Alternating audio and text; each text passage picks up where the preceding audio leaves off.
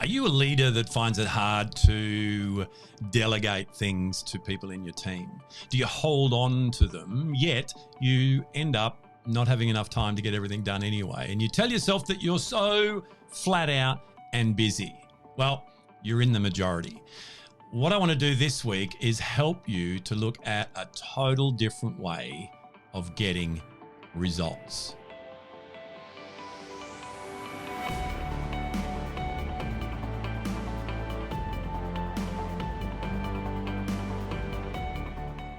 Hi, this is Grant Herbert, leadership and sustainable performance coach. And today I want to round off our conversation in the 9 crucial shifts that every leader needs to take by helping you to leverage your results through others. So we've been having an amazing conversation for the last 9 weeks around these shifts that we need to take as a leader so that we can get more influence in our world and make a greater impact. And up until now, we've been talking about our own personal leadership, our professional leadership. And in that area, we talked about how we performed and how we produced and the output that we, from our own efforts, were able to give. However, as we move into this area of people leadership, we need to have a different set of skills so that we can help others to work together, and that collective becomes what it is that we're producing. So to do this, we need to make a shift. And it's a pretty big mindset shift for a lot of people before we even get into the how-to. And that is to shift from looking at how we get our results from doing to be able to getting those results through others. As we've said right through this series, the challenges that we have in each of these areas stem from the foundation that we're building in the personal leadership, that whole identity thing, how we look at ourselves and how we feel about our own abilities, our own insecurities and uncertainties have a major impact on our ability to delegate and to lead others to get things done. Holding on to them because of a lack of trust that if they don't do it well enough, it's going to be looked on as us not doing it well. Those 3 universal fears pop up again in the fear of not being enough, the fear of not belonging, the fear of not being liked or loved. Now we're outsourcing the performance to others and therefore, in our mind, watering down even more our ability to control whether or not people accept us.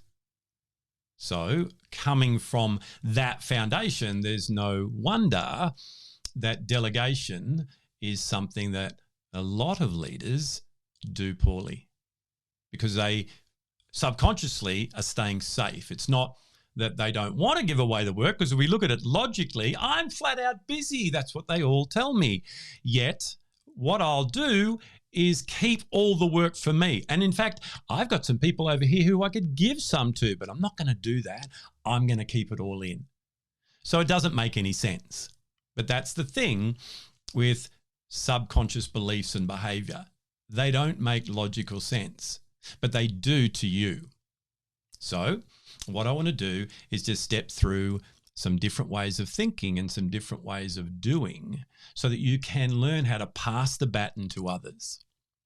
I know in my own career that if anyone looked like they could do what I did, I didn't want to give them opportunities to do that because of the way I felt about myself and my low self-worth. I thought, well, if I do that, they could replace me. They could take me out of the picture. And indeed, they could become better than me. Nowadays, that's my goal. For all the people in my team that I work with, for all my clients as well, I want you to go way further, way faster than I did. And the reason I'm okay with that today is that I'm not threatened by it. I'm inspired by it. And that's the big shift right there. When we're in a competitive environment where we've made ourselves believe that we have to stand out by being better than everybody else, that becomes a problem in being able to delegate. So once again, we can learn all these fantastic things we've done over the years about, things that come across our desk. We can either do it or dump it or delegate it. They're all great, but unless we come from a foundation that underpins that sort of behavior, it's not going to work. So the first thing as a leader that we can learn to do is develop our powerful influencing skills.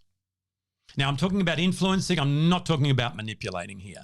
I'm talking about being able to become a leader that inspires others to want to do things, that inspires others by lighting a fire within them, not under them, by not using the carrot or the stick, but by using story and being vulnerable and being real and authentic. Those are the leaders that people want to follow. Being able to own your mistakes, being able to capitalize on what you've learnt from those mistakes and pass those lessons on. So how do you become an influential leader? Firstly, you break free of that performance trap. You're not doing it to get approval. You're doing it as you build those relationships, as we talked about last week, for the benefit of all, for you, for them, and the greater good. Another shift in mindset and behavior is to go from performance management to performance coaching, to become a coach and a mentor in your methodology when you're dealing with people, to be able to help them to become who they need to become so that they can do the things that you want them to do.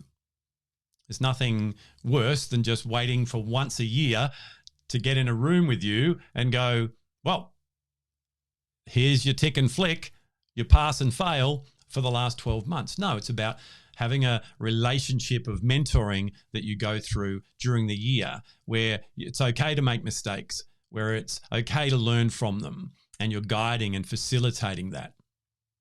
The next thing we need to learn to do is to be purposeful in our delegation. I teach a simple 3-step process to do that. And once again, this is all underpinned by the mindsets that we've just talked about. But it's a simple thing of, rather than what I used to do of just going, tell them what I need to be done and walk away, of going, watch me do it, me watch you do it, now you do it, and I'll give you some feedback. And having that underpinned once again by the it's okay to make mistakes. And in fact, let's make as many mistakes quickly as we can so that we can learn from them with that forward focus reflection that I talk about. And being able to allow them to build that muscle with you as their guide. Getting to the point then when they're able to do it without your support. And that is what releases energy for you to be able to do other things that you're currently not getting done. It's been said that leadership hasn't even taken place until you create another leader. So by doing these things and passing the baton, knowing that it doesn't mean that you're now less than, it means that you have been able to influence another person, another group of people, to be able to then work with you so that collectively you can do even more and have a greater impact on the world. That's what this is all about. So I want to challenge you to look at what you're holding on to and use what I've taught you this week to release that and feel how that feels and see the difference in people that are then trusted and feel more valued and want to work with you as you continue the relationship together. Well, that's it from me for this week. In fact, that's a wrap on the series on the 9 crucial shifts, I would love you to connect with me. What did you learn? What did you learn about yourself? What did you learn about what you can do differently moving forward? I look forward to continuing this journey with you, whether it's here online or whether I'm actually working with you. Many of you listening, I know we work together in your organization, but reach out. I'd love to be able to support you in anything that you do in your personal, professional, and people leadership. I look forward to being with you again next week.